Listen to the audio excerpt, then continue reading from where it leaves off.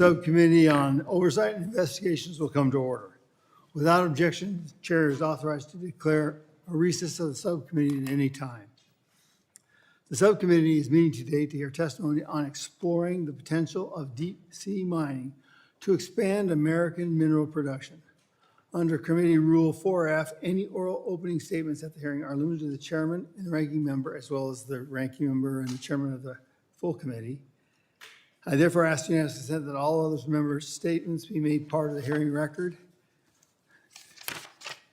if they are submitted in accordance with Rule 3.0. Without objection, so ordered. I ask for unanimous consent the following members be allowed to sit and participate in today's hearing. The gentleman from Florida, Mr. Webster. The gentleman from Texas, Mr. Hunt. The gentleman from Hawaii, Mr. Case. Without objection, so ordered. I recognize the full committee chair, Mr. Westerman. I will now open with my opening statement. Good morning, everyone. Thank you to our witnesses who came today to testify on this important issue, exploring the potential of deep sea mining to expand American mineral production. From the moment President Trump began his second term, the House Committee on Natural Resources majority and the Trump administration have worked tirelessly to unleash America's natural resources and restore our nation's energy and mineral dominance. Doing so has meant not only leading an effort to reform burdensome regulations and permitting processes to unlock key resources within America's land borders, but also looking to other areas like the sea floor of the U.S., the outer continental shelf, and the deep high seas that are rich with critical mineral deposits. Under former misguided Democratic leadership, the U.S. abandoned our ability to explore, extract, and process critical minerals that are foundational to nearly all modern technologies and amenities. Nothing pleased our foreign adversaries like China more than America's surrender to radical preservationist NGOs and their foreign-funded donors who waged lawfare against sound multiple-use resource management policies. Seizing the opportunities left behind by America's absence, China has completely dominated global critical mineral supply chains. Right now, China controls approximately 60% of the worldwide critical mineral production, 90% of processing, and 75% of the manufacturing. This outsized global influence has allowed China to cripple America's access to critical minerals at a whim. Harvesting the minerals found in abundance on the seafloor, both in the U.S.-controlled and international waters, can significantly help America buck the supply chain yoke placed on us by China and reestablish mineral independence. Current estimates place a value of up to $16 trillion on seafloor critical minerals around the world. Estimates of seabed minerals in U.S. waters alone suggest that seabed mining could add over $300 billion to America's GDP over the next decade and create more than 100,000 jobs. And as our mineral identification capabilities increase through additional seabed exploration, these estimates are more likely to increase.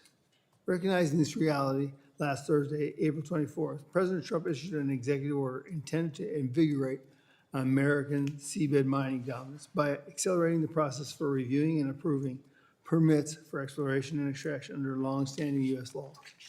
Unsurprisingly, the very next day, the same Chinese authorities who have flouted nearly every humanitarian, labor, and environmental law on the books in their quest to control global mineral mining, including on the seafloor, accused President Trump and the United States of violating international law and harming the overall interests of the international community.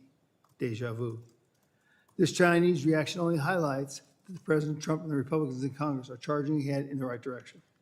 I challenge my colleagues in this room to think about the widespread economic, energy, technology, and national security implications of seabed mining and about our duty to ensure that the United States, with its world-best environmental, humanitarian, and labor standards, leads the charge to harvest sea floor critical minerals. Together, we must work to secure America's mineral supply chains and champion all the above approach to mineral and energy development. Thank you, and now recognize the ranking member, Ms. Dexter, for her opening statements. Thank you, Mr. Chair, and thank you to our witnesses for joining us today. I appreciate the opportunity to educate ourselves on an issue of profound environmental and economic consequence, deep sea mining. It's unfortunate indeed that our president has already issued an executive order on this topic, even knowing that we had this hearing forthcoming, showing his disregard for transparency and public input. Let me be clear from the outset. Deep-sea mining is a high-risk, low-reward endeavor. It carries grave risks to our oceans and communities with no credible evidence of return on investment. Supporters of deep-sea mining argue it will meet an urgent demand for minerals like cobalt, nickel, copper, and manganese, currently essential for electric vehicles and renewable energy. But the math simply does not add up. The industry's financial models are based on wildly optimistic assumptions and fail to reflect the volatility and reality of global mineral markets. Between 2016 and 2023, electric vehicle production skyrocketed by 2,000%. Yet over that same period, nickel prices only rose 28%, copper 21%, and cobalt prices fell by 10%. If prices remained stagnant or even dropped during the most significant boom in EV production to date, it's a stretch to assume prices will spike in the future to support a new, highly capital-intensive mining operation in one of the most hostile environments on Earth. It's important to note that China, the world's largest producer of electric vehicles and responsible for 61% of global rare earth mineral production, has already moved away from using cobalt in EV batteries. If cobalt were truly essential to the future of clean energy, they wouldn't be leaving it behind. We also need to be honest about what's actually in the seabed. Polymetallic nodules contain only 4 commercially viable metals. Claims that deep-sea mining will solve supply chain needs for rare earth elements or national security critical materials are exaggerated and grossly misleading. These minerals are not found in significant quantities on the ocean floor, and extracting them from nodules is inefficient and environmentally devastating. And let's talk about cost. Deep-sea mining is no different than other high-risk industrial endeavors. It demands massive upfront capital investment. The record shows that 2/3 of large-scale industrial extractive projects go over budget, often by 50% or more. There is no reason to believe deep-sea mining will fare any better, especially given the extreme challenges of working at depths of 13,000 feet, where intense pressure, freezing temperatures, and corrosive conditions make operations both technically and financially risky. We've already seen what this risk looks like in practice. The company leading the charge, the metals company, projected it could extract 12 million tons of material per year. But in 2022, after a 2-month test, it recovered just 3,000 tons, less than 1% of its target. That's not a proof of concept, it's a red flag. And now that these startups are running out of cash, they're looking to the Trump administration for a bailout. President Trump's executive order to fast-track deep-sea mining permits in international waters allows companies like the metals company to bypass the International Seabed Authority. Such a move would violate international law, strain relations with Pacific communities, and set a dangerous precedent for unilateral exploitation, opening the door for adversaries like China and Russia to justify expanding their own maritime activities. The industry itself seems to recognize the writings on the wall. Major corporations like Google, BMW, Samsung, and Volkswagen have pledged not to source minerals from deep sea. Financial institutions, including Lloyd's and Standard Chartered, are refusing to back deep sea mining. Even longtime backers like Maersk and Lockheed Martin have pulled their support. The deep sea mining industry lacks not just a social license to operate, it lacks a business case. Meanwhile, viable alternatives are emerging. Battery innovation is reducing the need for cobalt and nickel, and investment in recycling, the circular economy technologies is growing rapidly. By 2050, nearly half of all cobalt and nickel needs could be met through recycling alone. We do not need to bulldoze the bottom of the ocean to power our clean energy future. The economic argument is a mirage, the financial risk is immense, and the consequences to ecosystems, to fisheries, to indigenous communities, and to our global climate are too great to ignore. I urge my colleagues to reject deep-sea mining as a viable path forward and instead invest in the sustainable, science-based alternatives that truly support our clean energy and conservation goals. Thank you, Mr. Chair. I yield back. I thank the gentlewoman. I now recognize the full committee's ranking member, Mr. Huffman from California, for his 5 minutes. Thank you, Mr. Chairman. Mr. Chairman, I think we agree on something. This country needs an effective and comprehensive strategy to meet our mineral needs to transition to a clean energy economy. We might not agree on that last part, but we agree on the need for a mineral strategy. Unfortunately, that's not what we're talking about here today. Deep sea mining is a dirty, destructive, and unproven industry threatening to decimate one of the last untouched ecosystems on Earth. And despite what proponents claim, it is not the great silver bullet that solves our critical mineral problem. It's much more likely that it will create a whole new class of problems, especially if it's pursued in the reckless cowboy manner reflected in President Trump's imperial edict. At its core, deep-sea mining involves deploying massive industrial machinery to scrape the ocean floor, sucking up the top few inches of sediment and the unique life that resides in it, in search of metal-rich nodules. That sediment, crushed marine life, and nodules are all pumped to the surface where the minerals are extracted and the waste is simply dumped back in the ocean. On a commercial scale, this would unleash a chain reaction of destruction. We can't even fully measure it, let alone fully mitigate it. What we do know is this: the deep sea plays a crucial role in regulating carbon. It is home to an extraordinary wealth of biodiversity, and it provides habitat for species that we're only now beginning to understand and to discover. A single seabed mining operation could affect an area the size of a small country. Toxic plumes could travel hundreds, even thousands of miles, disrupting entire midwater food webs, including tuna, whales, and other species that support our economy. And the damage would be permanent. There is one deep-sea mining test that shows visible damage and a 4-fold decrease in foundational microbial activity 26 years after the early test run. And look, say what you will about land-based mining, but at least we can require remediation, cleanup. We can even have mining companies sometimes leave parks and other nice things when they're done. You can't do that with deep-sea mining. You simply wreck it and move on. And here's the kicker: for all that destruction, deep-sea mining doesn't even pencil out. The industry has very questionable market prospects because battery technology is rapidly changing. Anyone remember nickel-cadmium batteries?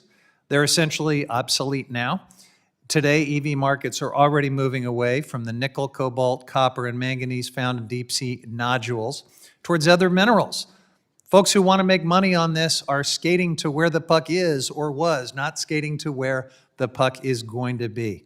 I'll mention Tesla, for example, just to make my friends across the aisle happy. It already builds half of its EVs without nickel and cobalt. Part of the poor economic outlook is the sheer engineering and technical challenge of this as well, operating in a harsh environment, machinery that has to survive crushing pressures 3 to 4 miles below the surface, freezing temperatures, enduring extreme salinity and corrosion, and somehow you got to repair all of that machinery without easy access to infrastructure. Trials to date have been riddled with failure. No one has demonstrated that deep-sea mining can work at scale or even turn a profit. Making matters worse, deep-sea mining is not an alternative to land-based mining, as its supporters claim. There's no reason to think any country would scale back land mining, even if seabed mining were to defy gravity and become reality.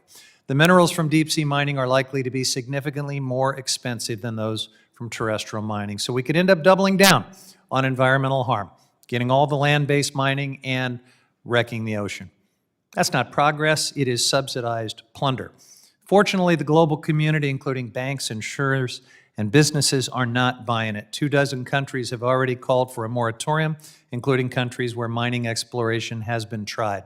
The Global Tuna Alliance and other seafood industry groups have called for a halt to deep-sea mining because of the risk that it poses to disrupting feeding, breeding, and migration patterns for tuna. Indigenous leaders across the Pacific have also raised powerful objections. Their spiritual, cultural, and economic connection to the ocean is deep and enduring, and mining threatens to sever that connection forever. Instead of pursuing this reckless fantasy, we should be scaling up on solutions we know are effective: battery innovation, recycling infrastructure, product redesign, building a true circular economy that keeps materials in use and ecosystems intact.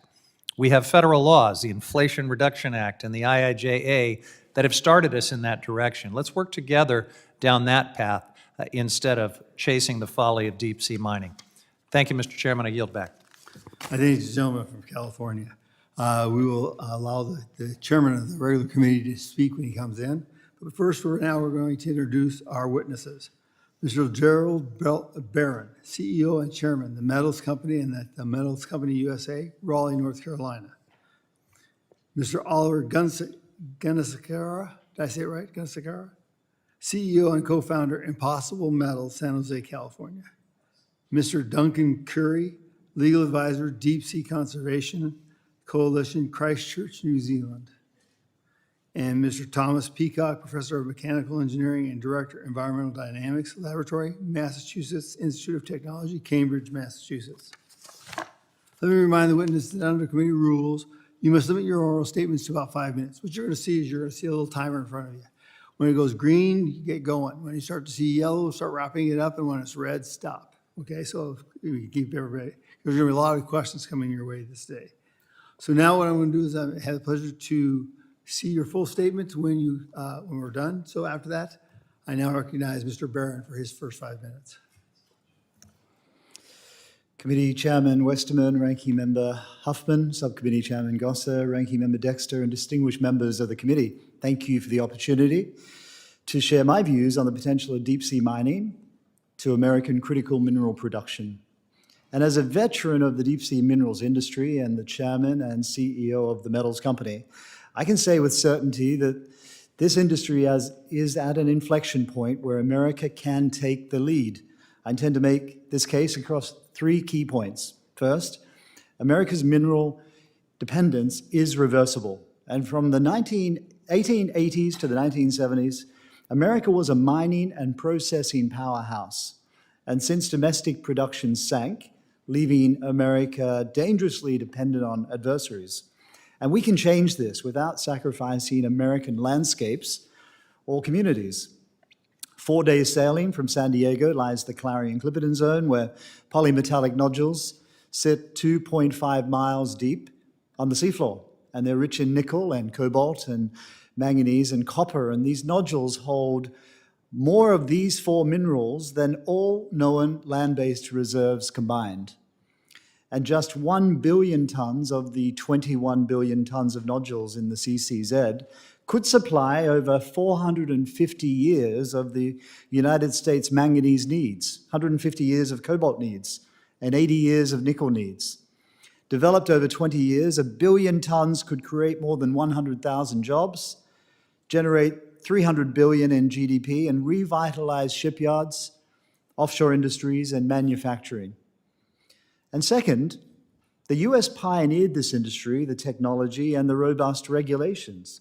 And over 60 years ago, America Consortia successfully developed and tested nodule mining technologies. And they developed US regulations that spanned 5 administrations. And NOAA led the world in deep sea mining mineral governance, building a full framework pioneering environmental science through the deep ocean mining environmental study, and delivering a decade of rigorous impact studies and reports to Congress.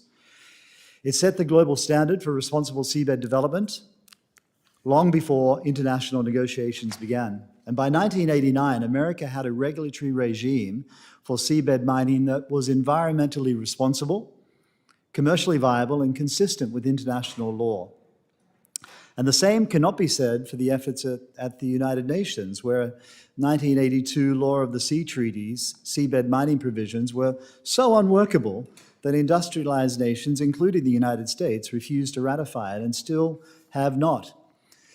And after finalizing exploration regulations in 2000, the ISA took 14 years just to begin drafting a mining code and has missed adoption deadlines in 2020, 2023, and likely again in 2025. This is not incompetence, this is a deliberate strategy by activists, land mining nations, and green coalition governments to stall by any means necessary. Meanwhile, China has become the largest holder of ISA mineral rights, pushing draft regulations that ban US-flagged vessels and ports while favoring state-backed enterprises. And while TMC and Western explorers lead offshore technology, China is close behind, and with its dominance in land-based processing, it's clear why deep-sea mining is one of China's core resource strategies. And third, the real-world data has debunked every major activist claim against deep-sea nodule collection. Onshore, the benefits are clear. 100% of the nodule is used with near zero solid waste, no toxic tailings, and far lower life cycle impacts than land-based mining. Offshore, the facts are just as strong, and I direct the committee to my written submission for a detailed rebuttal of the common environmental myths used to confuse the public. And in closing, with seabed minerals, America can end critical mineral dependence, reclaim leadership in offshore innovation, inspire generations of American engineers, scientists, and mariners, and create over 100,000 American jobs and generate hundreds of billions in GDP. And as evidenced by President Trump's executive order signed last week, this administration recognizes the ability for seabed mineral resources to expand American mineral production and ensure the nation's energy, security, and industrial competitiveness for generations. Thank you for your attention and your commitment to securing America's mineral future. Thank you, Mr. Barron. I now recognize Mr. Gunasekara. Did I say it right? Okay. For his 5 minutes. Thank you. Chairman Goza, Ranking Member Dexter, Chairman Westerman, Ranking Member Huffman, distinguished members of the committee, thank you for the opportunity to testify today. My name is Oliver Gunasekara. I am the CEO and co-founder of Impossible Metals. I came to this country 20 years ago as a proud naturalized citizen, have been inspired by the kind of innovation only possible in America. I'm an entrepreneur, and I have founded 3 American companies. I founded Impossible Metals because I recognized critical minerals have the same strategic importance as coal in the 19th century, oil in the 20th century. It's an essential resource that will determine America's prosperity, security, and leadership for the 21st century. The demand for critical metals is accelerating. We can meet the shortfall, but only with new minerals because recycling, substitution, or demand reduction fail to meet America's needs. There just is not enough material in circulation for recycling to move the needle in the next 25 years. Substitution comes with compromises, such as a reduced driving range.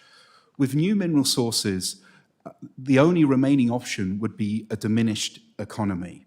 Families having one less car or turning off the air conditioner. AI and robotics now enable a low-cost, clean way to collect minerals from the vast, untapped resources of the deep sea.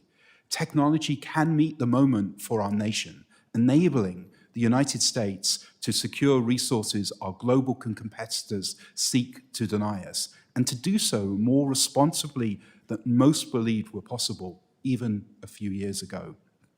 Impossible Metals is an American company that will responsibly harvest nickel, copper, cobalt, manganese, and rare earth elements from the deep sea. These minerals are vital for America's defense, infrastructure, and energy industries. Our underwater robots hover to collect the mineral-rich nodules from the seabed. Through an AI-driven selective harvesting, we pick up nodules individually, avoiding all visible life, and leaving 60% of the nodules untouched to preserve the marine biodiversity. Today, a new land-based mine in the US takes 29 years. Seabed mining is the vital alternative. We can deliver critical minerals at commercial scale in just 3 years, 10x faster, 10x cheaper, 10x lower impact, and without relying on China. No commercial deep-sea mining has yet occurred. For the last 60 years, we have been preparing for this moment. We now have enough data to understand the limited impacts of deep-sea mining. In fact, each project must document any environmental impacts and how they are addressed before commercial deep-sea mining can start. Deep-sea mining is just an option. It's the inevitable future of global mineral production.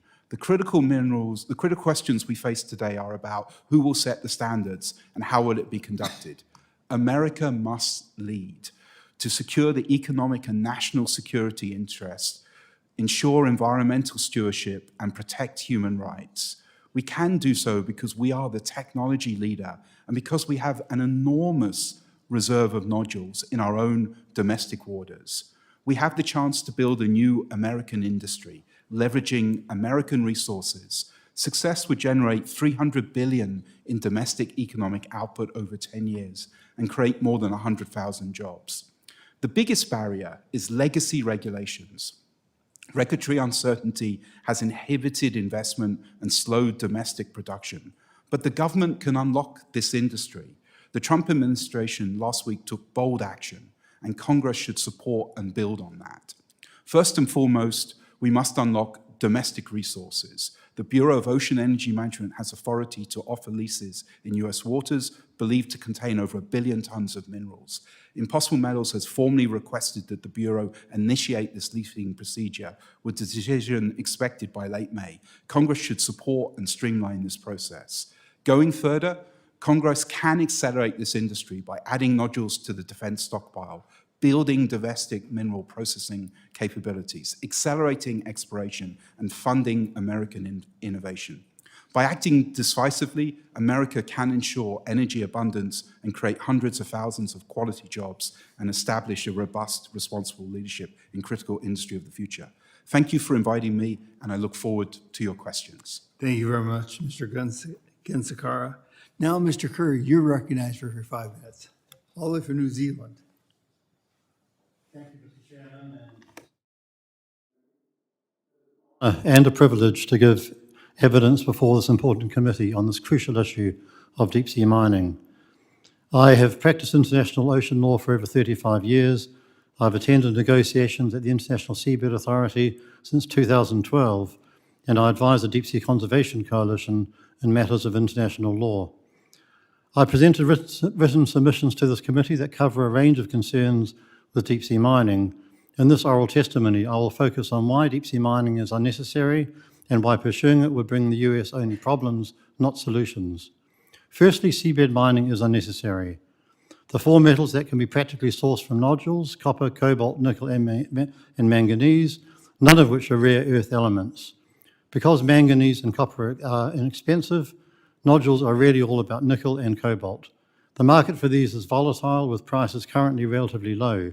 As we've heard from the members this morning, EV batteries are moving rapidly to lithium iron phosphate technology, which uses no cobalt or nickel. The OECD tells us that the economic case for deep seabed mining is not evident. Terrestrial mines are more cost-effective for these minerals. The technology is tried and tested. Terrestrial deposits will meet foreseeable future demands, especially as technological advancements in battery chemistries continue to move away from critical minerals. Stockpiling, as was suggested in last week's executive order, will support future demand and makes a great deal of sense, particularly for cobalt and nickel. The circular economy has an important role to play: reuse, repurpose, recycle. There is no commercial deep-sea mining happening anywhere. There are no full-scale mining machines built. The technology required would operate 5,000 meters deep, much deeper than oil and gas installations in hostile environments. It will be monumentally expensive to build all of the ships, mining equipment and monitoring systems necessary for this industry. The junior companies before you today have weak financing and subscale, unproven technology that cannot be relied on. The metals company grew out of Nautilus Minerals, which failed in Papua New Guinea, ending with the company in liquidation and costing Papua New Guinea over $100 million. Next, seabed mining is harmful. In addition to damaging the seafloor and removal of the nodules, the damage from benthic plumes and noise impacts, the metals company would discharge a midwater plume of sediment, metal particles, and dissolved metals into the water column. The metal company sometimes likes to confuse the benthic or seafloor plume with the midwater plume. They're separate, and it is the midwater plume that will travel hundreds of kilometres. Even if impossible metals technology does avoid the midwater plume, there is no way to avoid the fundamental removal of nodules, which has critical impacts on deep-sea ecosystems. The plume would likely impact valuable fisheries and ecosystems, crucial to the US and Pacific countries, as well as potential marine genetic resources used for pharmaceuticals. Next, scientific knowledge is inadequate.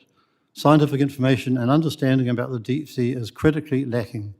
90% of 5,000 species in the Clarion-Clipperton zone are still undescribed, and we are only now discovering that deep-sea oxygen is being produced, possibly by the nodules themselves. This illustrates what we do not know about the deep sea. Next to international repercussions, the 1982 Convention on the Law of the Sea governs the ocean. It is known as the Constitution for the Ocean. The deep sea is universally acknowledged to be the common heritage of humankind. The treaty's purview includes maritime boundaries, extended continental shelf claims, and freedom of navigation for vessels. The US could endanger all of those if it issues permits unilaterally. Mr. Barron did not tell you that the US has signed the 1994 implementing agreement, which addressed a lot of the issues that the US had with the early problems with, the 1992 convention. And as we've heard from the members, already insurance companies and financial institutions are turning their backs on deep-sea mining. There is global opposition to deep-sea mining, and this includes the United States and territories across the Pacific. 32 countries support a moratorium or a pause which would put an end to the current discord and chaos, allow the necessary science to be gathered, and for the implications of deep-sea mining to be understood. The deep sea is a treasure trove of biodiversity and home to untold wonders and possibilities. Destroying these possibilities and going it alone will be disadvantageous to the United States, economically, scientifically, and environmentally. I look forward to your questions. Thank you, Mr. Chairman and members. I thank you, Mr. Currie. Now we recognize Dr. Peacock for his 5 minutes. Chairman Gosa, Ranking Member Dexter, and members of the subcommittee, thank you for the opportunity to talk today. I'm a professor of mechanical engineering at MIT, where I lead the Environmental Dynamics Lab. For the past decade, one of our focuses has been on the environmental impacts of deep-sea nodule mining. We do not take a position on deep-sea mining. Our mission is to perform objective research to inform discussions such as we are having today. Our researchers look closely at the behavior of sediment plumes, clouds of fine material stirred up from the seabed during mining operations. These plumes are critical to understand because they can create impacts beyond the immediate mining area. My research group at MIT and researchers around the world have made significant advances in understanding the potential impacts of deep-sea nodule mining activities.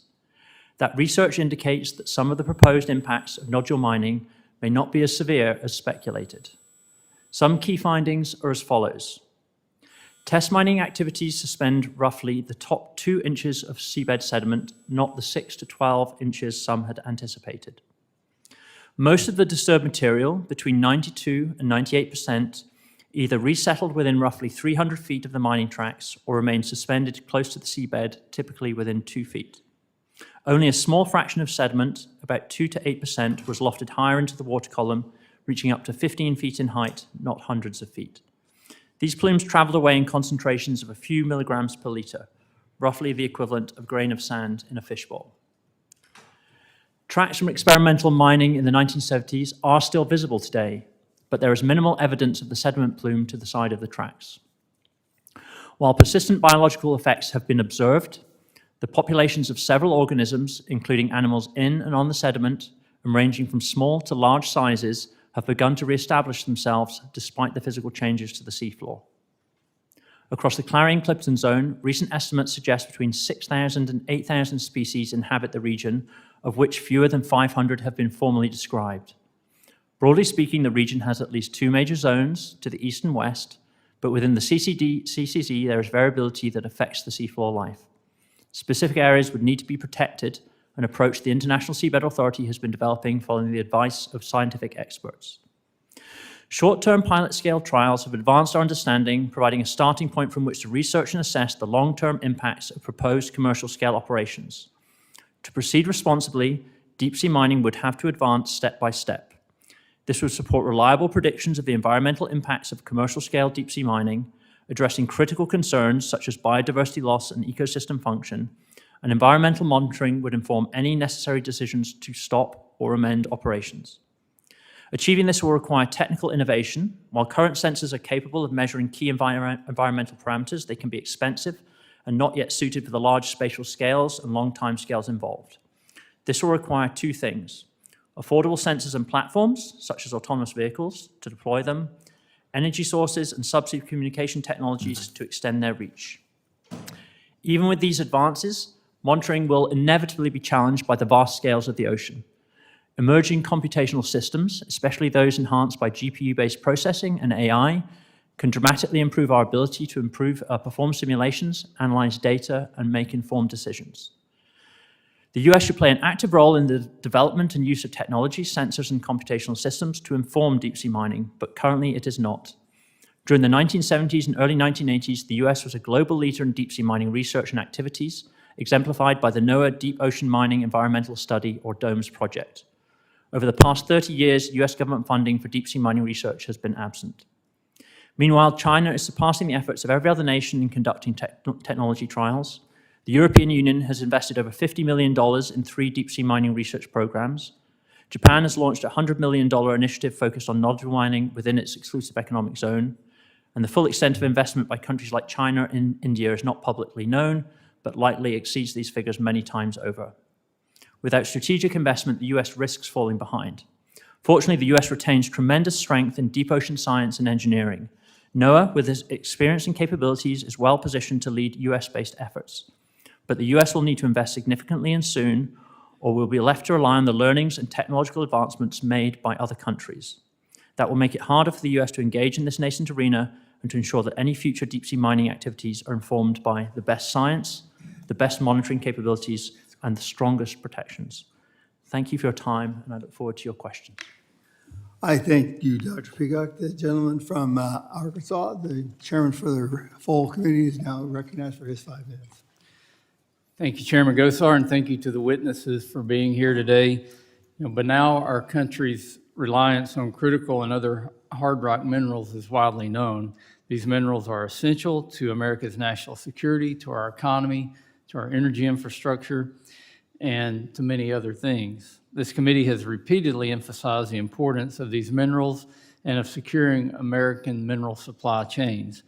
Although the United States is blessed with some of the most abundant mineral deposits, our abilities to discover, extract, and process critical and other hard rock minerals have declined for decades. Not only have we closed refineries and processing facilities, but we have also choked mineral mining operations with red tape. At the same time, we have failed to effectively combat the lawfare waged by radical nonprofit groups who are determined to delay and terminate critical and crucial mineral projects within our borders. Fortunately, we have championed an all-of-the-above approach to mineral exploration and extraction policy. This approach includes streamlining permitting for terrestrial mining projects and encouraging American companies to continue investing in emerging technologies, which even include space mining. And today, we're here to better understand the possibilities of how the minerals readily available on the seafloor can be extracted in a manner that is both efficient and environmentally friendly. In fact, just last week, President Trump signed an executive order streamlining the process through which American companies can work to identify and extract minerals like cobalt, copper, manganese, and nickel from both American and international waters. These seabed minerals are most often found in rocks or polymetallic nodules that line the ocean's floor. These nodules are estimated to exist worldwide in numbers as great as 200 trillion tons and have the ability to produce the raw materials necessary for batteries, electronics, and steel. While venturing to the cold, dark depths of the seafloor to collect critical minerals sounds like something from a science fiction movie, the United States has possessed the technology and knowledge necessary for seabed mining since at least the 1970s. Today, American companies are leading the charge to not only utilize these capabilities, but also develop new and exciting technologies and methods to harvest polymetallic nodules from the seafloor in a manner that is both more efficient and friendly to the marine environment than was ever imagined. Frankly, other adversarial nations like China have eyed seabed mining without serious competition for the United States for far too long. We cannot continue to rely on China for the minerals we currently use, and we certainly cannot allow China to capture the market for offshore resources. This path would only continue to impose a never-ending threat of mineral supply chain collapse. Only by unleashing American offshore critical minerals and natural resources can we secure our own critical mineral supply chains. We can revolutionize energy production, we can strengthen our national security, and at the same time, we can grow our economy. I look forward to a robust discussion on how we can ensure efficient development of seabed mineral resources. I appreciate your expertise and for being here today to discuss this important issue. And I will say there's a lot going on in Congress this week. Hopefully more members will come in because this is such a critical discussion that we need to have. But I can assure you that that people are very busy. There's other committee markups and hearings taking place, but that doesn't minimize the importance of what we're here to discuss today. Thank you, Mr. Chairman. I yield back. I thank the gentleman. We're now going to move into the questions from the members, so I'll recognize the members as we go down the road. Now we're going to recognize Mr. Case from Hawaii for his 5 minutes. Thank you very much, Mr. Chair and Ranking Member, and I truly appreciate your courtesy in allowing me to rejoin the Natural Resources Committee for this critical hearing. And it should come as no surprise that my concern is for our marine environment. I have introduced 2 pieces of legislation that would affirmatively place a moratorium on any domestic or international deep sea mining until we know exactly what's going on in our ocean. So no surprises where I'm coming from on this. Mr. Barron, back a couple of years ago when you were questioned about concerns with environmental impacts of deep sea mining, you stated in the press that where you wanted to mine is a quote-unquote marine desert. If you measure the amount of life there, it is measured in grams per square meter. There are no trees, no plants at all.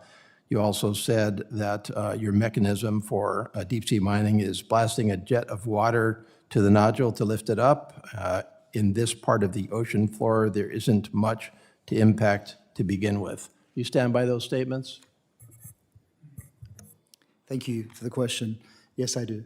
Okay, and what is the basis, the scientific environmental basis for your statements that basically there won't be any particular impacts from? Can you point to a specific study? Like you held up a bunch of paper there. Is that from the original act back in 1980, or is that more recent, or what's the basis for that statement? Well, I think it begins with the fact that if we think about all of the landscapes on our planet, and if we were to draw a bar chart, and on the right-hand side, you'd have an environment that has the most life that could be impacted, and that would be called our tropical forests. Yeah, what I'm asking for is, do you cite a specific scientific study? Yes. And where is that study for the basis for your statement? That's what I'm getting at. Yes, and I'll get to that in a moment. But I have a limited amount of time, so what I'm doing is I'm asking a very specific question. What is the scientific basis for your statement? Well, I'll draw you to my testimonial, where we cite all of, or many of the studies that have been carried out. And in fact, just recently, of course, I heard people refer to the DOMES study that was carried out back from the trials that were done in the 1970s. Okay. Our own studies, we revisited the area where we had collected nodules from in 2022. And when we went back a year later, we found that Formenfera in the tracks had recovered 30% to pre-disturbance levels. Okay, and that's so are in 1 those year. your studies, Mr. Barron? Well, they're studies we fund. Your company's studies? They're studies we fund. Okay, yeah, they're studies you fund. And as far as the underlying environmental impact statement that you referenced, that was back to the 70s, which was related to the passage of the law in 1980 that we are relying upon today for our environmental protections. Is that correct, under the executive order? The trials were done in 1979. And of course, the study that went back last year was a broad range of funders, all independent, who went back on a study that was published only 2 weeks ago, I believe. Okay, all right.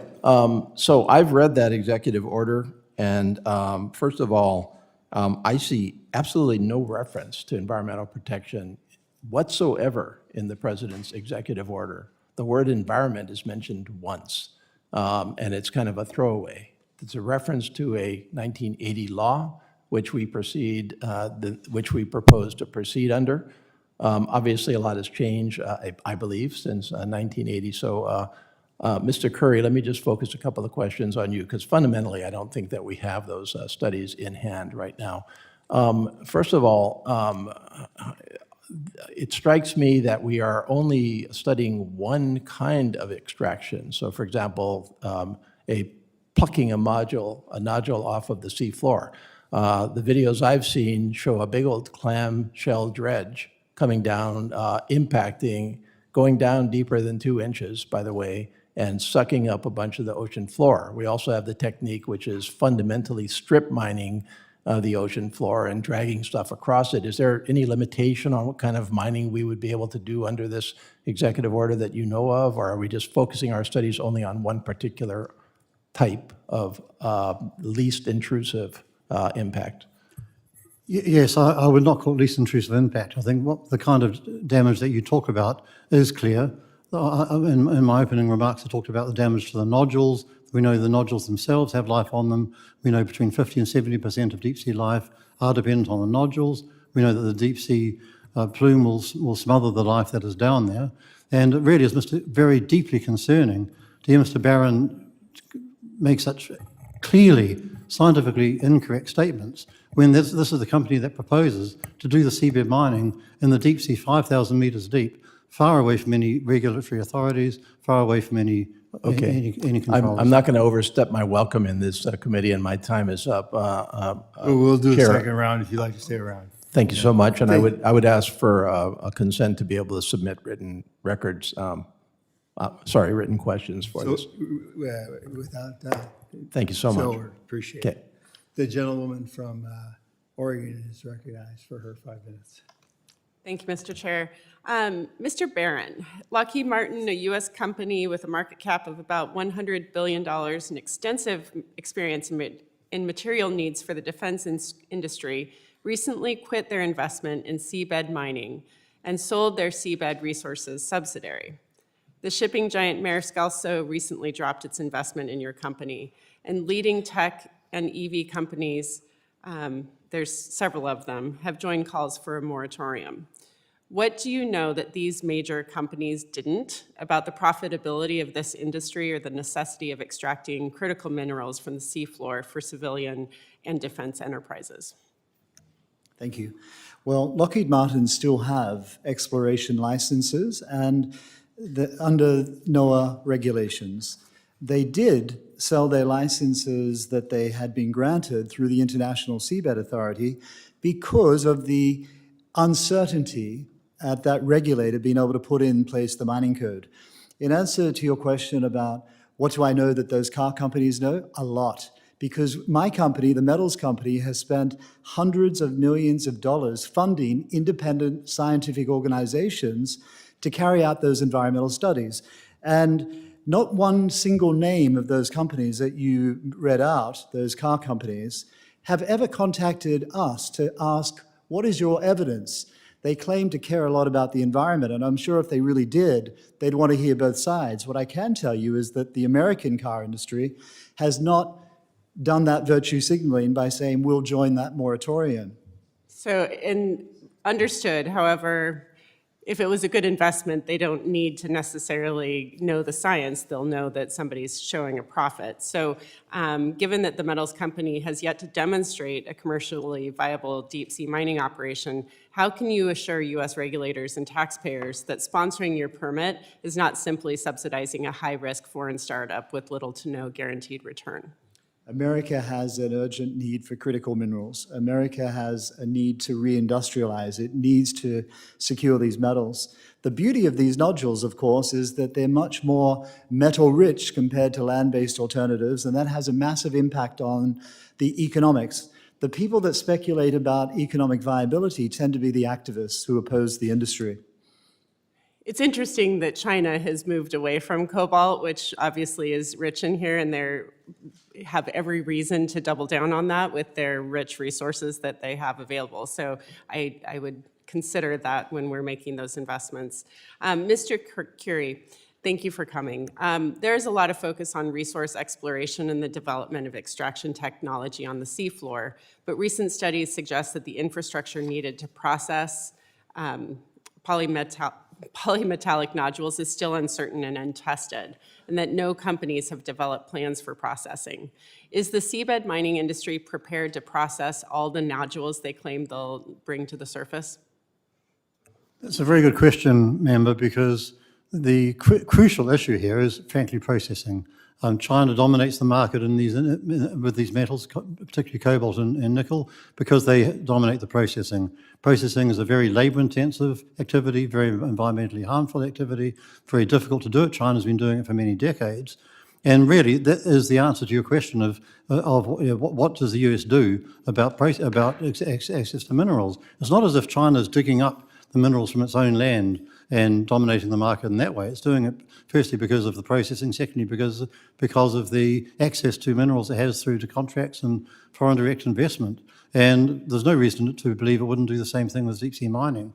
And I also note, with respect to your question to Mr. Barron, that Loki Minerals, who did purchase the shares in UK Seabed Resources, has gone bankrupt recently, just to add one more list of companies that have gone bankrupt during the attempts to seabed mine. Thank you. Thank you. We're running short on time, but I did want to ask so the metals company has initiated a process to acquire licenses and permits to extract minerals from the ocean floor through the United States. These permits, and this is to you, Mr. Currie, these permits, which are supported by a recent executive order made by President Trump, risk violating international agreements governing ocean activities.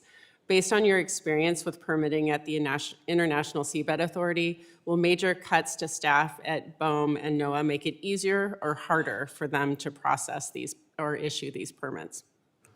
Issuing these permits will be an extraordinarily difficult issue. We're dealing with an area 5,000 metres deep in the area beyond national jurisdiction. This is why the International Seabed Authority has had such difficulty in finalising the regulations. It is a difficult thing to do. There are international legal complexities. There's questions about the actual title to the area that Mr. Barron will want to mine. There's questions about the access title to the minerals, because the law of the Sea Convention is very, very clear. No one country may expropriate minerals from the deep seabed. And there's a host of questions. The mining company that would undertake the physical mining for the metals company, Allseas, is a Swiss company. Switzerland is not going to allow their company to breach international law. Nauru must be deeply unhappy with what is happening there. Nauru either faces the twin horns of a dilemma: either get paid nothing for the minerals that are brought up by the metals company, or does get paid something and it participates in the breach of international law. And lastly, there's a question about the Jones Act. There's a host of very, very difficult questions, which frankly I don't envy the few remaining staffers at NOAA to have to deal with. Thank you. Thank you, Mr. Gerard. Thank you. You're welcome. The gentleman, full committee chair, Mr. Westerman, is recognized for his 5 minutes. Thank you, Chairman Gosar. Mr. Gunasekara, hope I got that right. Thank you for being here. I'm excited to learn more about the work that you and your company are doing. And you recently submitted a formal request to the Bureau of Ocean Energy Management to begin the process of leasing harvesting rights within the U.S. exclusive economic zone off the coast of American Samoa. Why did you choose to initiate the process with BOEM at this time? Well, the US critically needs these metals. I think it's very clear that China controls the vast majority of critical minerals, and yet in our own federal waters, we have huge quantities. And fortunately, Congress passed a law that allows US entities like ourselves to request the starting of this process. So we very much would like the administration to use the authority that Congress has given it to start the process so that we can actually ultimately get to the point where we can extract these minerals from the deep ocean around the territory of American Samoa. I want to be clear, though, we want to do this in an environmentally sensitive manner. We don't expect to be able to do it without an environmental impact statement and being very clear what is the impact. But in our view, we critically need an independent source of these minerals. These minerals are in our own waters. We can extract them with much less cost and much less time and much less environmental impact. And it's your company focuses only on picking up the nodules. You're not like some of the early technology where you're picking up a lot of material off of the floor. Is that correct? Yeah, it's a completely new type of collector. So our collector doesn't actually land. We're exclusively focused on the polymetallic nodules, the potato-sized rocks. So like all people going after this resource, there's no cutting or blasting. Literally, these are like golf balls on a driving range that we have to pick up. And now our vehicle hovers. It doesn't actually land, and it uses AI with its cameras to look for life. We know very occasionally, every few hundred nodules, there is a deep sea coral or a sponge. We will detect that using the AI on the vehicle, and then we will quarantine that area and fly over the top, leaving it completely undisturbed. In addition, we will always leave around 60% of the nodules, so left undisturbed. And because the vehicle is hovering, there is minimum sediment impact. We don't have a discharge plume. We minimize noise. We basically took as an input the environmental concerns and designed a 21st century technology solution to mitigate those concerns. We're also significantly less expensive. And I do want to be clear, our economic model, version 6, which is on our website, including the spreadsheet, is showing how we are 10 times less expensive than the average nickel mine in 2024. 10x, that's for the mining and the processing. This allows us to avoid Chinese dumping. The problem with China is that they're very, very good at manipulating the price and driving Western companies out of business. Because our cost base is going to be so low, we are somewhat isolated from that strategy. It sounds like your technology has moved along at a faster pace than regulatory reforms. I know that in addition to BOEM, NOAA also plays a role in the process for seabed mining in the U.S., depending on which area is involved. Can you talk about the weaknesses and strengths of the different agencies involved in the permitting process? The good news is that there is legislation. The bad news is that it's quite old and we feel could be improved. Specifically in the BOEM case, which is where we are focused, there are 4 public consultation periods. There is no defined timetable. Again, given the President's determination of an emergency, we would like to see a more dedicated time frame for when this process can start. I want to be clear, we want environmental review, we want to do an environmental impact. We are very strong in protecting the environment, but we don't want it to take decades. It's too important. I agree with that, and that applies to many things. But, Mr. Chair, I'm going to go ahead and ask this question. Go ahead, please. A concern that I have, and you mentioned it in your testimony, is that the processing of all these critical minerals basically happens in China. You did mention that there are some other countries, I think Japan and Australia, that have some processing capabilities. But when we look at this issue from a national security standpoint, if we're simply mining the material and shipping it to China, we're not really helping ourselves on the national security. Talk about how much capacity is out there with more friendly countries and the need to co-develop processing facilities here in the U.S. or in Canada or somewhere close if we're going to be mining this material. It's essential that we develop domestic capabilities, and I think the President's previous executive orders talk about that. But I think in the short term, stockpiling is a great option. It will stimulate the industry, and if we build the stockpiles in strategic locations in the US, where there is the infrastructure and the power, it will encourage industry to invest in building those. In the intermediate, we can do processing in friendly nations. The metals company actually has proven that Japan has the capability. They have worked with a partner there and actually proven that nodules can be processed in an existing nickel refinery. And our belief that that could also be duplicated in Australia and potentially in Canada as well. So we see 3 stages. First stage is stockpile. Second stage is reuse friendly nations. Third stage is build our own bespoke optimized processing here in the US. I'm way out of time, Mr. Chair. All right, thank you, gentlemen. We're having a second round here. You know, I'm a touchy-feely guy. I actually have a nodule right here from the Mojave Desert. It's filled with rubidium. I know you guys have some. Can you send those around to everybody, please? I got to tell you, when I went through TSA with that, everybody was talking about that nodule right there. So you'll see they're very interesting. Did you get a chance to see this, Ed? Mr. Chairman, I'm happy to say a nodule just like this one was presented to the President last week and now sits on the Resolute desk. Well, I guess my point is I found this on a desert and it's surrounded by sand. So you think there would be some commonalities there, okay? Dr. Peacock, that's why I want to come back to you. It seems like you've been doing the studies that have shown there's really no impact. Can you give us a little bit more background on that? Certainly, yeah. So we monitored the collect trials that took place in the Clarion-Clifton zone in 2021, and we established very clearly what the physics and what the scales of the plumes were. So as I stated in my testimony, 92 to 98% of the sediment deposited within about 300 feet of the mining activity. The remaining 2 to 8% of the sediment was about no higher than about 10 to 15 feet above the seabed. And happy to answer any more questions or further details. Yeah, on well, that. so I'm curious. Is there anything else that could disturb those sands and the bedrock down below?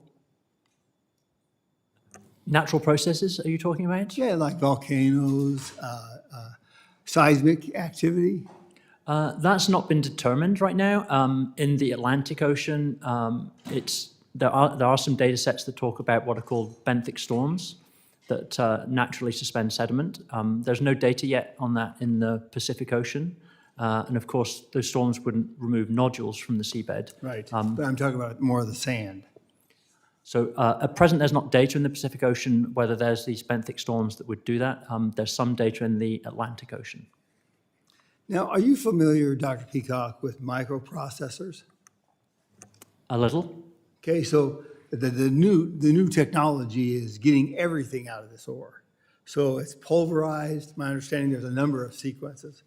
There's pulverized, there's usually electrolysis. They use surfactants to take it all off. And they're basically getting everything out of the ore. Is your opinion the same way? I apologize. Could you repeat the question? I don't quite Yeah, understand. these microprocessors, they're doing ore very differently. They're pulverizing the ore. They're using different surfactants and whatever weights of the things to pull off everything that's in these ores. Are you familiar with those? No, I'm not familiar with the processing technology there. Okay. Are you familiar with Schlumberger? I know the company Schlumberger, yes. Are you familiar with how they actually concentrate lithium? No, I don't work on the processing side. This comes back to the technology. It's advancing very, very fast. And this will, and Schlumberger can actually go into, like, say, we have a subterranean big lake south of, or west of me in Phoenix. It's actually in Buckeye. And they're actually, they can't use the water because it's very heavy metals and very briny. And they're hooking up these machines that actually will use the water because when you're using lithium, you have to use a lot of water. And they're actually producing cleaner water than actually what they're finding there. So I think there's a lot of upside on a lot of this. Mr. Barron, I think part of your problem is that on land, we can't find a mine that the other side would like and would go along with. And they're no longer 29 years, over 3 decades. The Resolution Copper over here in eastern Arizona, in the Copper Corridor, was mined for over 100 years. And still we have gotten nowhere with it. So they haven't produced one piece of copper. So that's our frustration here. The other thing is misuse of some of the languages in the law. A president has no jurisdiction beyond 2 years and less than 5,000 acres to withdraw it in any way, shape, or form.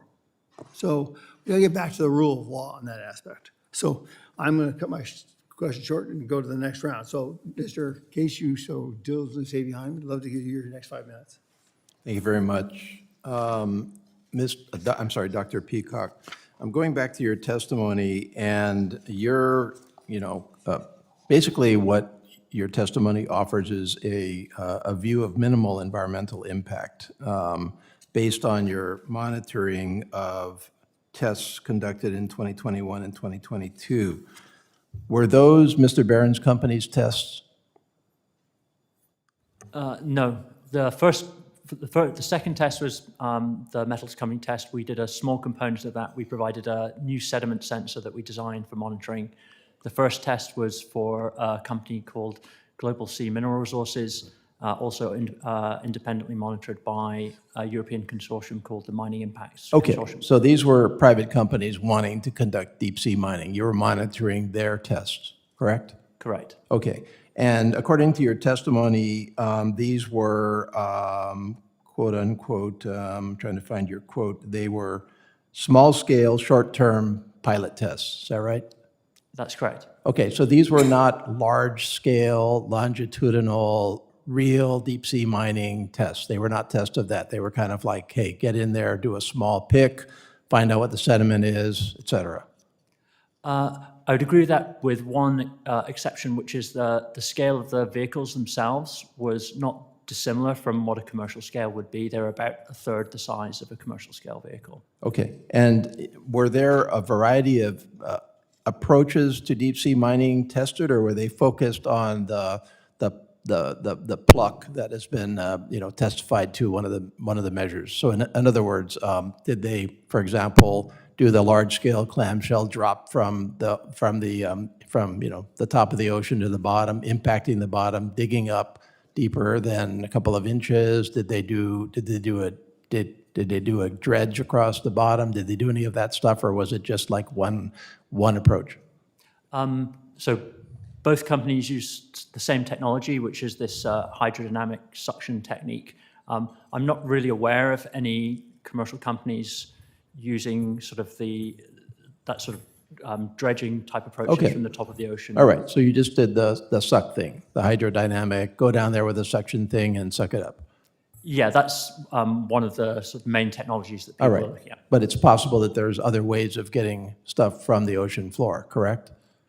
Yes. You didn't one of test my, for that? Okay, and similarly, you only tested for sediment. You didn't test for other marine impacts, correct? My group led the sediment studies, but there's an entire European consortium of 23 institutions that did all the biological Okay, studies. and that, I want to get to that because I'm reading your testimony further, and you have a couple of specific recommendations in here. First of all, you say that you need to be very careful about where you conduct these extraction activities. You recommend a patchwork of protected areas.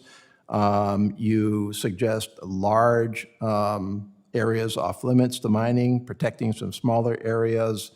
You definitely recommend a regulatory framework. You recommend dedicated programs to determine to detect impacts, monitoring.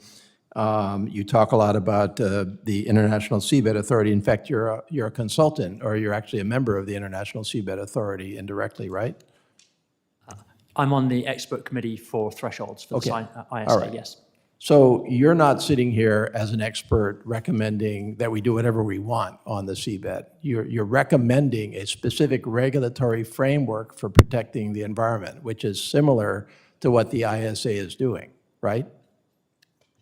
Yeah, I advocate for a step-by-step approach at increasing scales of operation and with robust guidelines, regulations to oversee that process. Okay, and do you have a view about whether the executive order offers such a regulatory framework?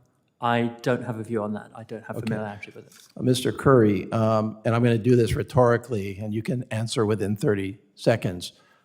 Fundamentally, the executive order ignores the International Seabed Authority, throws it out there. We're going to go this alone, right?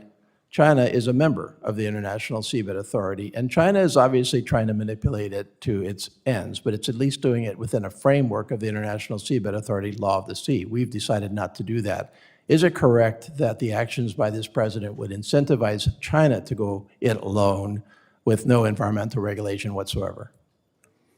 That is one possible outcome. The other possible outcome is that China positions itself as the leader of multilateralism, and it goes that way. China is very smart about the way they look things forward. They are clearly very, very invested in pursuing deep sea mining, but not in any particular rush. Okay. So I think you'd find China coming back with a very measured response. Okay, thank you very much. I think the gentleman from Hawaii, the gentleman from Arkansas is recognized for 5 minutes. Thank you, Mr. Chairman, for doing 2 rounds.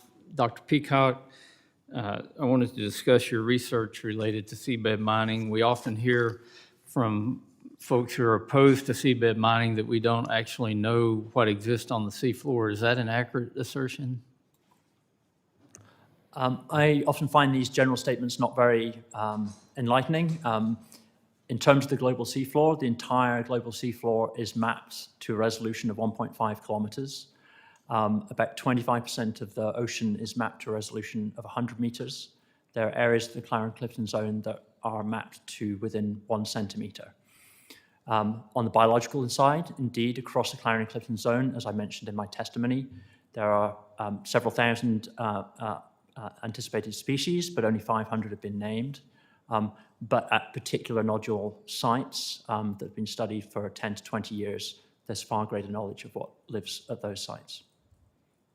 Thank you. In your written testimony, you talked about the need for improvement to technologies related to deep sea mining. And I know we've had a little bit of discussion about that already, but can you elaborate on what technologies need to be improved and how the government can ensure that entrepreneurs have the space to address these technological needs? Yes, there are capable sensor systems that exist now that are being used throughout current trials, but as efforts would scale up, there's a need for example, improved energy supplies to operate in the deep ocean for long periods of time. Battery technology is a challenge for their duration. Low-cost vehicles that could travel over these large distances of tens to hundreds of kilometers that the mining sites are assigned over 30-year timescales. So these kind of advances would be needed. And also on the computation side, the ocean is big, deep and vast. We can gather as much data as we can, but there will always be a need for computer modeling to help make the best use of that data. So advances in AI and GPU-based computing technology can really enhance our ability to understand where critical knowledge gaps are and where we should invest in and put sensors. And the last question I want to ask you is, what areas do you think the United States surpasses China with technology and resources for deep sea mining and vice versa? The US has a leading history, of course, from the 1970s in operating in the deep ocean, but there's been, and NOAA is a world-leading institution in terms of ocean research. In regards to deep sea mining, there has been very little investment from the US, of course, in the last few decades. So at this point, entities like China, Japan have advanced capabilities compared to the US. Yeah, Mr. Barron and Mr. Gunasekara, I want to ask that same question to you. Where do you see U.S. technology leading over China, or where does China have better technology than us in deep seabed mining? Well, I've had the benefit of traveling to China a year ago and visiting Sanya on Hainan Island, where there's a community of 27,000 people all dedicated to building the technology stack. The good news is America did lead the space, as I articulated, in the 1970s. And American companies and universities have played an important part in our own operation. We have 4 universities who are contributing to our environmental research. We fund them, but they're free to go and do the work and publish their results. We conducted our own boat out of San Diego, where we ran 22 campaigns from the port of San Diego, carrying out research. Those campaigns run for between 6 and 8 weeks. And I think the innovation available in America is tremendous, and I think that you need to have something, a starting gun, and I think that starting gun was triggered last week by the President's executive order. I would add and say that our technology is leading. I've spent 20 years living and working in Silicon Valley, and we've been able to pull together the most advanced technology, a completely new way to harvest these metals with the least impact and the least cost. Of course, China will copy us. Although we have US patents, right now we're in the driving position of having, I would say, the most advanced technology for this. But if we don't move quickly, China will overtake us. They're doing Do two you think collective China tests. has had the same focus on the environmental sensitivity of harvesting these nodules that the U.S. has had? No, not at all. They are actually doing two collector tests this year in the Clarendon-Clipperton zone under the ISA. And so we can see these are traditional style collector vehicles that don't have as good an environmental impact as what we're attempting to deliver. Thank you. I think the gentlewoman, the ranking member, Dr. Dexter, is now recognized for her 5 minutes. Thank you, Mr. Chair. Mr. Gunasekara, last year your company applied for mining exploration in U.S. waters near American Samoa, which BOEM denied after consultation with American Samoa. Shortly after, American Samoa announced a deep-sea mining moratorium in their territorial waters, citing threats to marine life, cultural heritage, and the territory's tuna fishery, which is a profoundly important one. But just this month, your company announced that it's applying for a lease to explore and potentially mine in federal waters near American Samoa. Why are you pursuing this venture when it's clear the most impacted community is opposed to the industry and the impacts it will cause to their environment and its economy? So we've had extensive dialogue with the new administration. There has been an election since the moratorium was signed by the previous governor. There is a new governor, and in our discussions, we see that they are quite supportive, especially for the economic and jobs opportunity that deep sea mining would unlock for them. It also, as I would say, the proposed area is hundreds of miles away from any land population, so significant distance. And with our technology, there is no mid-water plume. There will be zero impacts to fishing. Of course, we will confirm that with an environmental impact assessment. Final thing I would say is that the Cook Islands, which is adjacent to American Samoa, recently signed an MOU with China for deep-sea mining. This is an opportunity to pull the Cook Islands back into the US camp because American Samoa is the nearest port with infrastructure that ultimately would be required for any deep-sea mining operation in the Cook Islands. Okay. My guess is that the chance that there will be impacts on the fishing industries and on those cultural and community interest has not been verified that there will be no impact. We're making immense assumptions there, I would guess. Do you agree that that is accurate? That's accurate, but that's the whole purpose of an environmental impact assessment. We're asking for this process to start. In the current legislation, there are 4 public consultation periods, so there would be a lot of opportunity to have all stakeholders contribute and provide input. I want to be clear, our request is not to go mining tomorrow, it's to formally start the process, which is going to be many years it will take. Mr. Currie, I saw you nodding there. I would love your sort of assessment of the risks to the community and the fisheries from your assessments. What struck me, frankly, is the dissonance of the answer Mr. Gunasekara gave you and your question, if I may say so, about the cultural impacts.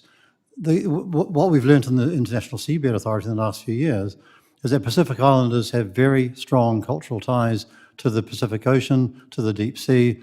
It's not just about the physical impacts, it's about the cultural impacts, and these need to be taken into account. In my own country, New Zealand, the law requires that the Maori, the local people there, have an input into their cultural heritage and into their cultural perspective, and this is absolutely crucially important. That's the first thing, and the second thing is, yes, the possible metals activities there with the partnerships with local industry seem to be really flying in the face of the local concerns and the moratorium that still is in place. Thank you. I'm going to try to be quick, Mr. Chair, but Mr. Barron, sorry, I'm trying to make this quick. Commercially valuable tuna and their food source support a multi-billion-dollar tuna industry in the Pacific. But these are fish that are high on the food chain, and some toxics like manganese metals concentrate as they move up the food chain. Tuna in particular are one of the unfortunate repositories for mercury, for example, which is toxic to people. And now the tuna in the fisheries would be exposed to toxic metals found in sediment or discharge plumes generated through seabed mining. What guarantee can you provide that deep sea mining will not harm the Pacific tuna fisheries that American fleets and American consumers of seafood depend on? Well, the good news is tuna are very heavily studied, and we have studied them when it comes to polymetallic nodules. And the food web that tuna depend on will not be impacted by any of our return sediment or any of the activities we carry. Firstly, we're not in the migration path, but also we return the water at 2,000 meters below sea level. And as part of the studies we carried out in 2022, from a production environment, we monitored and measured the benthic and the pelagic plume. We had 50 assets in the water measuring while we were in the production phase. So we have an enormous amount of data around this. And NOAA, who obviously have a regulatory environment to oversee this, will be furnished with all of that information. New Zealand, of course, have done extensive studies on this topic through their federal agency. Mr. Currie would no doubt be aware of them. And so it's well understood that tuna will not be impacted by our activity in the CCZ.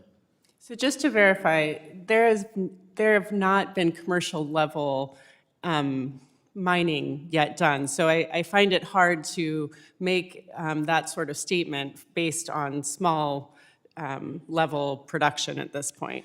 Well, I think the fact is the commercial trials we ran provide us the model to be able to then go and expand that model into a multi-year operation.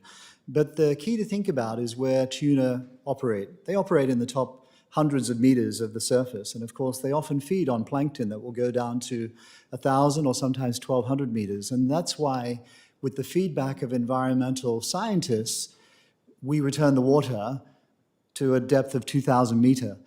There are some people that think we should tip the return water over the back of the boat because it would create an algae and it would be an amazing sequester of carbon. And maybe one day in the future, that's what the regulator will ask us to do because of the environmental benefits that come with that. But for the moment, our proposal is to return that water at 2,000 meters below sea level, out of every harm's way. There, of course, have been studies around bioavailability as well, and it appears that these metals in water are not bioavailable to species that digest them anyway. So I just want to make the statement that as a physician who we've made many hypotheses on the complex biological ecosystems of the body, and our assumptions that we make based on small studies oftentimes are proven wrong over time. So I just want to caution this committee using small degree data over short periods of time in an incredibly complex ecosystem to make assumptions about. Thank you, Mr. Chair. I thank the gentleman. Thank you, because you led into my questions. But the gentleman from Florida, Mr. Webster, is recognized for 5 minutes. Thank you so much, Mr. Chair, and thank you for kind of getting me into this committee. I appreciate it. I have a question for Mr. Gunasekara. I sent a letter to the then Defense Secretary, Lloyd Austin, I think it was in 2023, urging him to develop a plan to counter the Chinese Communist Party's dominance and continued investment in critical minerals. Additionally, the United States holds only the observer status of the International Seabed Authority, the entity regulating deep sea mining. Since the sending of that letter in 2023, have you witnessed a difference on how the United States counters the CCP presence in seabed mining, and in what ways does still holding the observer status with the ISA affect your presence in the industry? So China has, over the last few years, made massive investments in deep sea mining. They actually hold 4 concessions through the ISA, more than any other country. And what we know is that they have to submit an environmental impact statement for any collector testing, as has been done with other companies. And 2 of their companies are actually doing collector testing this year. So they are moving very, very rapidly, heavily investing. Now, you're correct. The US has not ratified the UN Law of the Sea, and so it only holds observer status, which means that it cannot take its full-time position on the Council. The US is the only country that is guaranteed a permanent seat on the Council, which is part of the executive branch of the International Seabed Authority. But fortunately, there is a law that was passed that allows the US to regulate, even though they have not ratified the sea. So, I think it would be ideal that the US influence could accelerate the timelines at the International Seabed Authority. As Mr. Barron pointed out, it has been 14 years since work started on the mining code. It's still not finished, and it's effectively being filibustered by a small number of countries that want to protect their domestic mining or have extreme environmental concerns. And so we would love to see that work actually conclude, and I think US leadership, if it was a member, could help. Okay, I have another question then. During the Biden administration, you submitted a request to initiate the leasing process for critical minerals exploration in the U.S. economic zone, and that request was subsequently denied. You have now resubmitted the request of Bureau of Ocean Energy Management. How will America lead critical mineral exploration in this portion of the globe and contribute to the ability to challenge China's growing dominance in deep sea mining? Well, one of the advantages that we have over China is that we do have these minerals in our exclusive economic zone. That's something that China actually does not have. And so this gives us the ability to effectively mine our own waters. So the federal waters, the exclusive economic zone around American Samoa are our federal waters. They're exactly the same as if they were on federal land. And the ability to mine them ourselves, I think, is a great mitigation against China's control. Obviously, the laws have already been passed, but they are quite old and quite comprehensive in the fact that they need multiple public consultations. We would love to see a streamlining so that we could actually do all the environmental work and actually be mining in the next few years, not in the next 30 years, which is the average of a mine in the US. Thank you very much. You're back. I thank the gentleman. I'll now take my 5 minutes.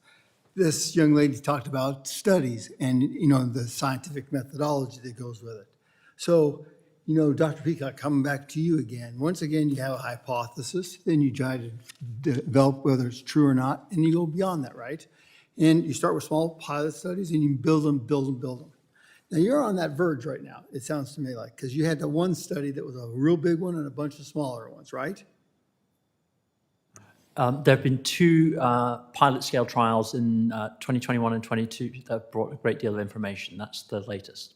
Okay. Now, this collection of these nodules is nothing new, right, Mr. Gunasekara? Why I say that is I was in Norway 6 years ago, and they were showing us that the Chinese, with their icebreakers, were actually up in the Arctic Ocean doing this already, right? Absolutely. Yeah. I mean, China is investing in marine technology in all areas. They're building massive amounts of ships, underwater vehicles. Their navy is growing very rapidly. And deep sea mining can be seen as a proxy for dual use technology, especially the type of technology that we're building, which is autonomous underwater robots. These absolutely can have dual use and military applications. Oh, I certainly agree with you because we had autonomous vehicles being built for resolution copper because they're extracting the copper at 7,000 feet and below. That's where the majority of that's coming from. So China follows all the rules, Mr. Gunasekara. They follow all the rules, right? They, not directly. Yeah. I mean, they only fish in their waters, right?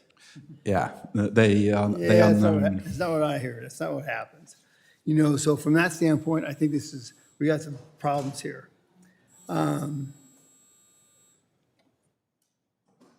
Mr. Currie, indigenous people, okay, I've lived my whole life with Native American tribes. A lot of their concepts are based upon what they've gone through the ages with, but they're also, these are teaching moments. Would you say that is true or not? I'm sorry, what moments, sir? So these are teaching moments when we have something that is different or may be construed as different as far as an indigenous tribe. They certainly have a different perspective, if that's what you're saying, so absolutely. Yeah, so these could be teaching moments, you know, because, for example, let's say that we're talking about the collection of uranium, okay? And when we look at the breccia pipes in northern Arizona, okay, they're a collapsed bed. Now, I'm not a geologist, my dad was, but he taught us about that these are collapsed, they're more concentrated in that area, and they're also the lowest point.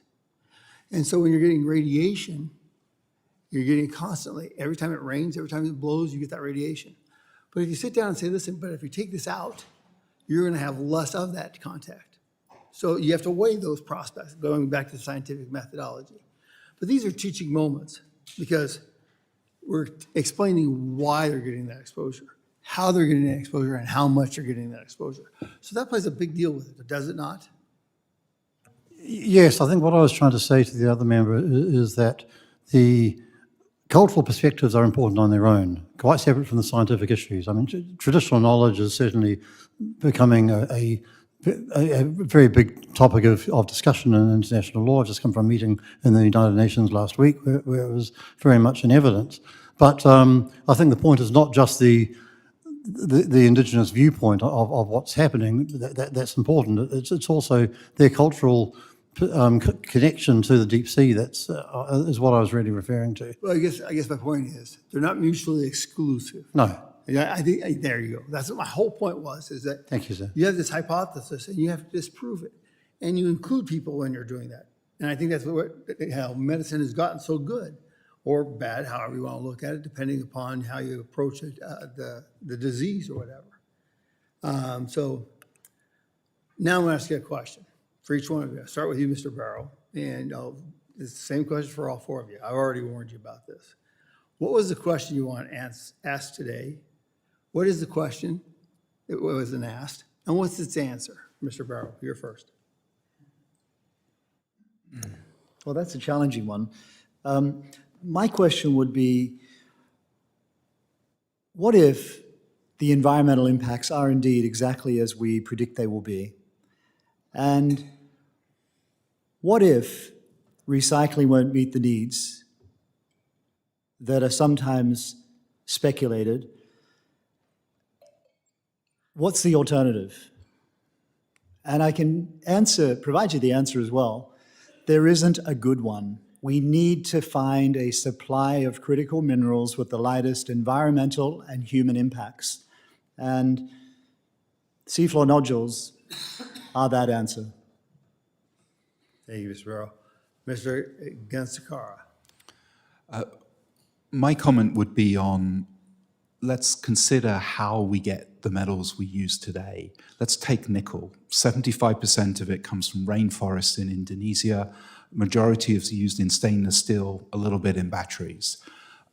Those rainforests are being completely destroyed because the nickel laterite ore is directly below the rainforest. The biodiversity, the carbon storage is immense. Let's talk about the social impact. There are indigenous people that live. Often they're being forced off their land at gunpoint. The water is being polluted. The fish are dying. It's an absolutely terrible situation. And guess who controls all of it? China. This is the current situation. We can deliver minerals from our own waters at lower cost. Lower cost will mean that those mines will close in Indonesia, just as today Indonesia has caused many mines in Australia to close because the price has come down. And to be clear, I'm comfortable with the price coming down. We have plenty of margin available with our 10x lower cost, and it will enable everyone to afford newer technologies like electric vehicles and other infrastructure. So we can do a huge benefit for the planet, environmentally, socially, and we can isolate ourselves from China control. Thank you. Mr. Currie. Thank you, Mr. Chair. It's a fascinating question. I would like to ask what would happen if the US goes it alone. And what I would postulate, firstly, I think would be a tragedy for the United States in stepping outside the multilateral framework and all the many effects it may have, including for freedom of navigation, marine scientific research, the US standing in the world. I think it has the potential for initiating a free-for-all, such as Mr. Case talked about, whether it's China, whether it's another country. If one country is doing it, if one operator is doing it, you may well get many operators doing it, causing massive destruction on unprecedented scale. You would have a great deal of legal litigation in the United States, possibly international. I think it will be a tragedy for the environment, a tragedy for the United States, and most importantly, a tragedy for multilateralism that has been in place for over 40, 50 years, put into recognizing that this area is a common heritage of humankind, needs to be looked after, needs to be for all generations and all peoples to look after. And it is difficult. It's frustrating. It's difficult, no doubt about that. But it's worked for 50 years, and we think that's the way to go. Thank you. I think Dr. Peacock. Thank you very much. I think the question I would like to be asked is, are the latest scientific findings being used to drive decisions and discussions about deep sea mining? And my answer to that is, I think, unfortunately, it's not the case. For example, we hear the topic of, will deep sea mining disturb carbon sequestration in the deep ocean? I think that was established in about 2020 that this is not an issue. I've studied sediment plumes for 10 years, but I read articles that a mining operation 2.5 miles down in the Pacific Ocean, 1,000 miles away, will reach Hawaii, which is simply not the case. The latest topic, of course, is debate is dark oxygen. That's been a very high-profile scientific study, and the scientific community is looking into it. The consensus emerging is that this does not seem to be an issue. There's a paper from 2006 that finds the opposite findings from the latest paper that came out. So I just really encourage the whole debate to take on board the latest science and data. Of course, I'm going to do that. I'm a faculty member at MIT. That's my role and that's my job. But I really think it's important to take on board learnings when we get them, whether they're good or bad. There's still a lot of questions about biodiversity, ecosystem function. We need to pay attention to those. But when something is determined and scientifically shown to be the case, we need to accept that and move on. Thank you. Wow, what a discussion. I wish more people were here watching and seeing this. I know that the committee will have a bunch more questions and they'll have to submit them in a certain way. Let's see. And we'll ask our witnesses to respond with those questions in writing. Under Committee Rule 3, members of the committee may submit these questions to the subcommittee clerk by 5 p.m. on Friday, May 2nd. The hearing record will be held open for 10 business days for these responses. If there's no further business, Mr. Chair, I just wanted to request that I be allowed to submit into the record several reports and documents. without objection, so ordered. Thank you very much. I will tell you, I'm fascinated by this, and I will tell you, we need to keep our eyes open. I'm not so leery of America. I want America to dream again. I want her to build again. I want her to lead again. And I think that's very important, Mr. Currie, I know that you're New Zealand. We share a common bond there. And I thank you very much for your travels. And with that, the subcommittee stands adjourned.